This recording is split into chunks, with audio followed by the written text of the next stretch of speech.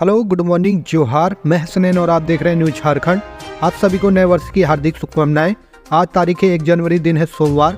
समय हो चला है झारखंड की खबरों को जानने का, लेकिन उससे पहले यदि आप हमारी वीडियो को फेसबुक पर देख रहे हैं तो हमारे पेज को फॉलो करें। यदि आप हमारी वीडियो को यूट्यूब पर देख रहे हैं तो चैनल को सब्सक्राइब कीजिए और वीडियो को एक लाइक कर दीजिए प्लीज़। चलिए जानते हैं झारखंड की प्रमुख बड़ी खबरों को। नए साल पर झारखंड शिक्षा विभाग का प्लान, स्कूल स्टूडेंट को मिलेगी सौगात। झारखंड के सरकारी स्कूल के छात्र छात्राओं को शिक्षक इनोवेशन का पाठ पढ़ाएंगे। नए साल 2024 से इसकी शुरुआत होगी। इसके लिए शिक्षकों को प्रशिक्षण दिया जाएगा। प्रशिक्षण के बाद शिक्षक बच्चों को प्रयोग करने के तरीके बताएंगे। वर्तमान में स्कूली शिक्षा एवं साक्षरता विभाग के शिक्षकों की 2 टीम तैयार की है जो रांची में प्रशिक्षित होगी। झारखंड शैक्षिक अनुसंधान व प्रशिक्षण परिषद ने इसकी तैयारी कर रही है। प्रारंभिक स्टेज व मध्य स्टेज में यह प्रशिक्षण होगा। प्रारंभिक स्टेज का प्रशिक्षण कार्यक्रम 3 और 4 जनवरी 2024 को होगा।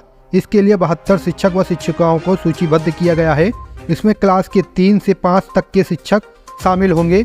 JCER टीम में 2 दिवसीय प्रशिक्षण का आयोजन किया जाएगा।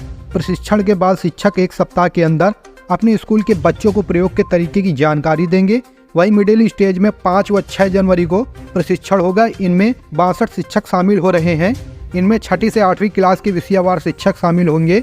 भाषा, विज्ञान और कला के शिक्षकों को इसके लिए लिस्टेड किया गया है। शिक्षकों के खाली पदों की मांगी गई रिपोर्ट। स्कूली शिक्षा व साक्षरता विभाग ने सभी जिलों से प्रारंभिक विद्यालयों में सहायक शिक्षकों के खाली पदों की रिपोर्ट मांगी है।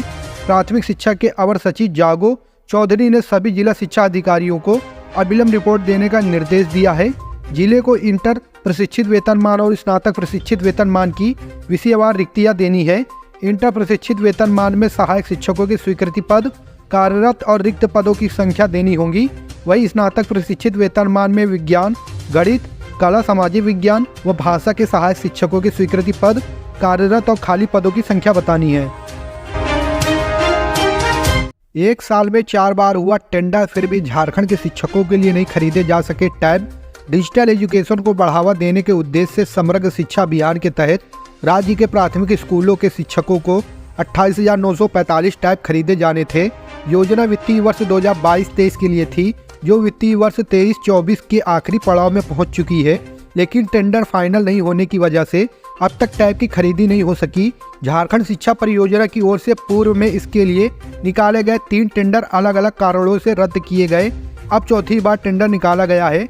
वित्तीय वर्ष 2022-23 में केंद्रीय सरकार ने 28,945 टैब खरीदने के लिए राज्य को प्रति टैब 10,000 रुपये के हिसाब से 28 करोड़ 94 लाख रुपए दिए थे। साथ ही कहा था कि राज्य सरकार चाहे तो अपने स्तर से आवश्यकता अनुरूप टैब की दर बढ़ा सकती है। इसके बाद राज्य सरकार ने प्रति टैब के लिए 5,000 रुपये अतिरिक्त देने का निर्णय लिया।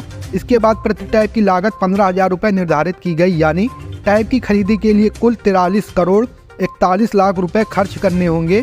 केंद्र सरकार ने योजना की राशि पिछले वर्ष दी थी। इधर वित्तीय वर्ष 2023-24 भी 31 मार्च को समाप्त हो जाएगा, लेकिन अब तक टैब की खरीदी नहीं हो सकी है। विधानसभा चुनाव में लोगों को गलतफहमियां हुई, लेकिन इन 4 वर्षों में सच्चाई पता चल गई। बाबूलाल मरांडी का सुरेंद्र सरकार पर हमला। झारखंड के प्रथम मुख्यमंत्री रहे बाबूलाल मरांडी ने कहा है कि राज्य में भाजपा फिर सत्ता में वापसी करेगी और फिर एक बार फिर यहाँ डबल इंजन की सरकार बनेगी। उन्होंने कहा कि विधानसभा चुनाव से पहले लोकसभा चुनाव में भी राज्य की सभी 14 सीटें जीतकर हम केंद्र में प्रधानमंत्री नरेंद्र मोदी को फिर से भारी बहुमत से प्रधानमंत्री बनाएंगे। BNT न्यूज के साथ विशेष बातचीत में झारखंड भाजपा अध्यक्ष ने कहा कि पिछले विधानसभा चुनाव में कई प्रकार की गलतफहमियां पैदा हुई, लेकिन 4 वर्षों में लोगों को समझ में भी आ गया कि ये जो बोलते हैं वह करते नहीं। आदिवासियों के सवाल पर मरांडी दावा करते हैं कि जनजाति समाज भाजपा से जुड़ा है और उसका भरोसा बढ़ रहा है। हेमंत सोरेन सरकार की बात करते हुए कहते हैं कि राज्य के लोगों में भारी निराशा है। पारा टीचरों को जो वादा किया गया था वह पूरा नहीं हुआ। अनुबंधन कर्मियों को हटाया जा रहा है।